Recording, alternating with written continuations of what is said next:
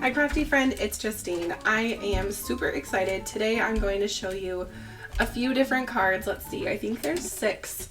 I'm going to do 2 on camera, 4 are already finished, and let's just dive right in. So this is from the Kaleidoscope Arch collection. There's a stamp set. You can see there's some fun sayings like happy birthday, thanks so much, enjoy your day, for everything, make a wish, and then there's these floral mini stamps as well. Then there's a BetterPress plate. Shout out to the BetterPress babes if you're out there watching. This is gorgeous. It's nearly a full panel. My second card here, I used the BetterPress paper and BetterPress that out. Look how pretty that is with some blue and teal watercolor. It was a joy to make this one.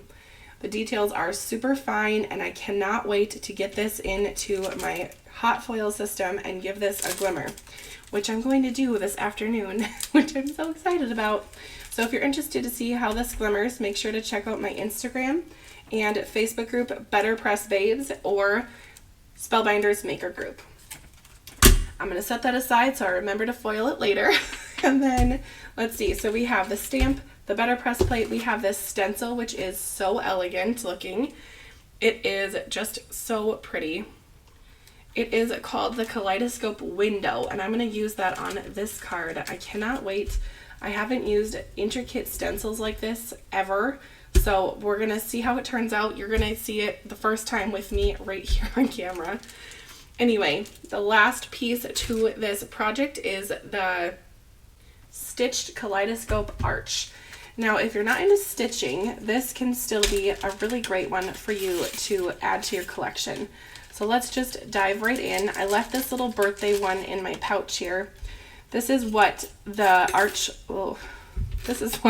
looks like without the stitching, so you can see, you can stamp some sentiments in there.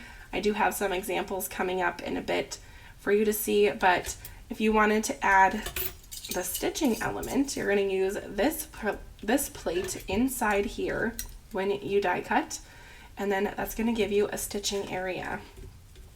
So you can see that's what that would look like here. I'm going to finish the rest of the stitching on camera for you. And then to add extra detail, you can see on the edge here, there is 3 layers that go down, and that's because I added some extra layers. These little pieces that look like little happy caterpillars are going to go behind this side. I'll show you in just a minute what that looks like, and it gives a lot of dimension and it's super pretty. So we have that. That's all ready to go. But before we get to that card, I do want to show you a couple of the florals from this set too. Oh, and then there's also a sentiment that is kind of like a punch out. I don't know. I want to call these punch and pierce, but it definitely pierces it through. But it says from me to you, and it looks like this teal panel right here. So definitely pretty, and it could work for really anyone that you're giving the card to.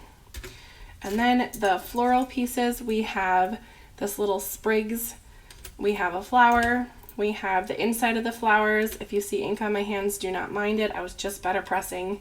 3 little flowers, a flower that has kind of a little tip, and a sprig. And I do have an example coming up that shows those flowers in action. So let's get to stenciling because I am super excited about that, and then we will stitch. So this is just so fun. I'm going to do this on camera, so we'll see how this turns out. First, I started with this thanks for everything, and that is the stamp from this collection, and then I added little green, little happy caterpillars behind there. I did have a little bit of I didn't line it up perfectly on this side, but I don't mind. I think it still looks awesome. So let's get this stencil all set. I always like to use my best ever craft tape for stencils. For this, I am just going to use a tiny bit of tape on the top and bottom. I know that there is this like pad almost that you can stencil on and it sticks without using tape, and I can't wait to try something like that. If you know what that is, let me know in the comments so I can remember to buy it, but I don't know. I think it'll probably come from scrapbook.com or something. I don't think it's a Spellbinders product yet, but who knows. Okay, here it is. I do want to make sure this is straight, so let's grab some more tape. Tape, and get this all ready to go. I guess the nice thing about this stencil is that it is a 1-layer stencil, so I just have to stencil one time and I get my project all set. Okay, well, maybe I'll add a little bit more. I feel like I'm so paranoid because I haven't used an intricate stencil like this before, so I hope that I can do it diligently, but we'll see. Okay, that's all set down. I grabbed Lucky Clover. I thought that that would look kind of fun with the greens that I have going on here, and I'll just use my green blending brush. Nothing fancy, it just is a green blending brush. Okay, so let's ink that up and get to blending. I guess this really isn't blending too much because I'm using one color. Should I do an ombre? Let's do it. I'm gonna do an ombre. We'll do Lucky Clover on the top, and then maybe I'll grab a light green for the bottom.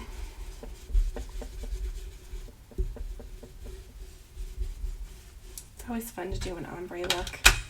Okay, that was super fast, by the way.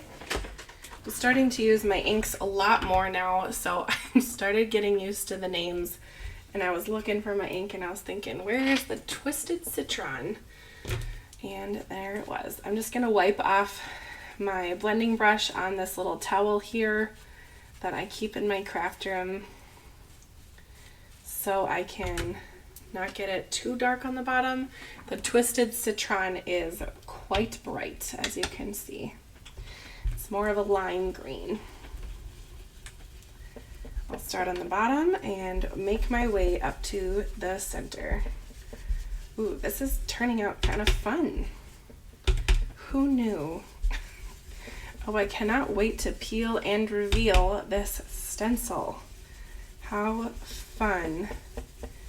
Oh, this is really cool. Okay. You know, maybe I will be a stencil girl after all. That is so cool. Okay, now I have done stencils in the past, but I haven't done intricate ones like this, so let's just peel and reveal. This 2-in-1 is my bread and butter. Oh, look at that! Oh my goodness, that is so cool. Alright, well, I think I need to wash this because I need to do another one. That is so pretty. Oh my goodness, I'm so glad I did the ombre because, yeah, gorgeous. Okay, I'm just going to set that to the side for now. I will wash it up in just a bit, but the show must go on here for y'all. Okay, my little tape kind of left a white spot here on the bottom, but I don't think it's that big of a deal. I'm just going to go with it, I think. But the top definitely has a bigger blank section, so I am probably going to just chop that off. Don't come for me. It's just going to happen. Okay, now my ink is super wet because I was a little heavy-handed with it. So I am going to take my heat embossing gun and just give this a heat just so it can give a little bit of a dry. So I'm going to do that off camera. This definitely needs to go on a card base. I'm not going to be doing that during this video, but it will get on a card base, I promise. And then for my little thanks here, I'm going to pop it up because why not? So I'm just going to grab some foam and give this a little bit of a pop. Alright, now that I have my foam on there, I will put it on my card front. Oh, this is so cool. Do I want it going this way? I think I'll have the dark on the bottom just for fun. This is so gorgeous. And even though I just called it gorgeous, I think that this could be really for anyone. Old, young, girl, boy. This is a very pretty thank you card.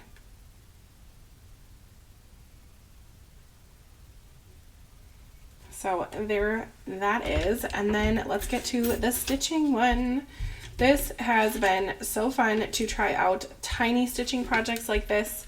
I know a lot of time I have bigger projects on here, but this is just, you know, a little nod to my stitching.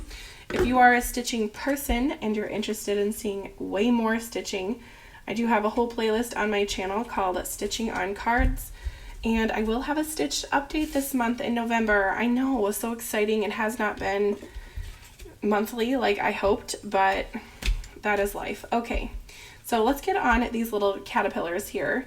So I'm going to go ahead and start with my first color, which is my blue, and I'm going to glue on the back of my arch. And then I will put on the blue caterpillars. So I'm just going to line this up with this whole piece. And then my second piece is going to double up on the top here. So I'm going to line that up with the middle, and we should be all set. Like so. And then my white layer, I will add glue to here and go around. I found that this is the easiest way to add on these little caterpillars instead of gluing them. Adding glue to this piece is just easier for positioning. But if you want to do it the other way, you go right ahead.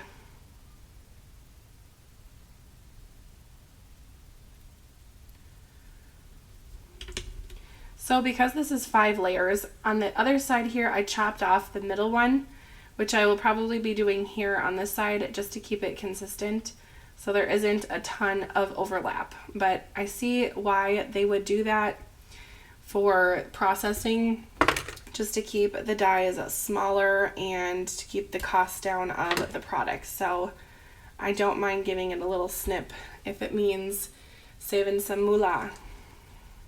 Or do-re-mi, as my mom says. I always chuckle when she says that. Do-re-mi, and she's talking about money. Okay, so let's get to the stitching. Speaking of my mother, here's my little pouch. I just transferred all my stitching little goodies to this. She made this pouch. She's a seamstress. Anyway, how cute are these raccoons? They're with this little garbage can, and there's like a Coke can. There's like all sorts of little weird things hidden in the fabric. Here's a can of tuna. There's a bone, a fish bone. Here's an apple core that this one's hiding under. It's just adorable. Anyway, let's get into the little stitching pieces here. I have my needle keeper. I have my thread catcher. Haha. And I have my metallic thread, which I'm going to need. I do keep my needle minder in here and my threader just for ease. I'm not going to be using this today since this is a tiny piece that I am going to be stitching. All right, for my thread catchers, I just want to plug these right here. This video is going up later in the month. I don't know if they're still going to be on my Etsy shop or not, but I did put up a few of those on my Etsy shop recently because my mom made some extras. We were selling them at a craft fair, and the ones that didn't sell, I just popped up on my Etsy shop. So if you want a thread catcher like this one, you can go ahead and check it out. It is very handy, especially if you're a stitcher like me, who, when my living room is put back together, will be stitching in my living room, not in my craft area where I have a garbage. This is wonderful for that. Or if you're stitching in the car, this is fabulous too. Then you don't have little threads all over your vehicle. Okay, so if you look carefully at this area, I definitely missed this last stitch because I ran out of thread. So when I start here, I am going to start doing that last stitch. So to do this, I'm just going to keep it quick with some tape. And you can see I already have used a little bit of tape here on the back already. And that was just to keep things kind of easy and moving fast. So if my thread's on the back, I'm always going to be coming up, and I go up the inside or up the outside. So here's my needle, and then I'm going to always go down through the center, whether it's this center or the other one. Just like that. Now the top is done, so my next hole is going to be here. So I'm just going to take my needle and come up that hole. Yes, the metallic thread is a little bit bouncy, so it might pop up like this, but if you just keep pulling tight, it won't be a problem. So then I'm just going to go down the center and up the outsides all the way around the arch. And this one definitely has a lot of texture to it, so I'm going to put my thumb here, and then if my thread comes around, it's not going to catch on anything under my thumb. At least I hope not.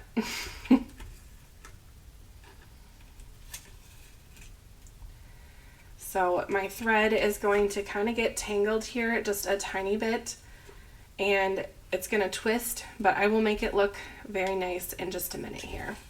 Once I get a few stitches on, it'll be all set. The metallic thread is definitely bouncy, like I said, and it kind of has a mind of its own sometimes, but the result of using it is awesome, so I put up with its goofiness.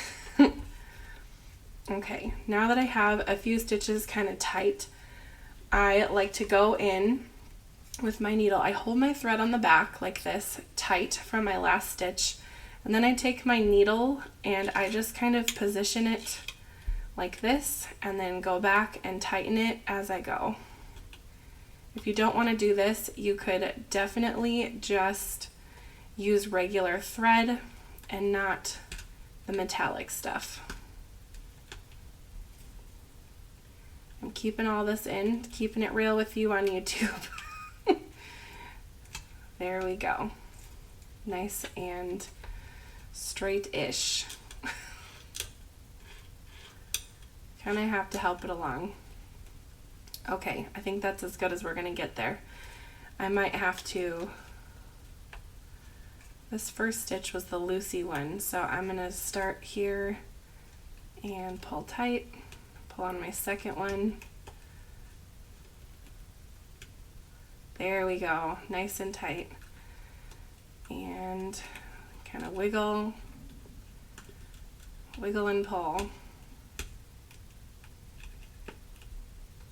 Great. It does help if your cardstock is nice and strong. I like to use the Spellbinders cardstock. Not only are their colors just gorgeous, they're perfect for glimmering and strong for stitching. But you can stitch using other stronger cardstocks, but I'm a Spellbinders girl, so what can I say? All right. I'll just finish this little arch and we'll be all good to go. I can't wait to show you the rest of the projects I made with this collection. They have been super fun, and I did another stitching one. I did one with these pretty die cut flowers right here, and I did some with some of the stamp and some of the die cutting. It just was kind of fun to play around with 4 products and make drastically different looking cards, so that was neat. And I used all bright colors, which made me so happy because fall is kind of ending here in Minnesota, and it's kind of getting to that point of fall where it gets a little bit brown, but that's okay. All right, here we have our stitch project all finished. I'm going to just take my thumb, pinch that here, and then I will just do some back stitching with my needle and just get that thread tight-ish.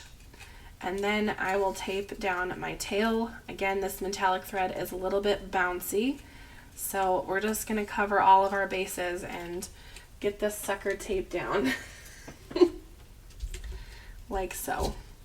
And then just snip my tail. And there we go. All done. I'm going to put my needle away. There's my little thread catcher in use. Hooray. I love this little needle minder. It reminds me of something like a Viking would have back in the day, or like someone in old Victorian England. I don't know. It just looks really pretty. Okay. Here is my background and my piece here. So let's just get this whole thing all set.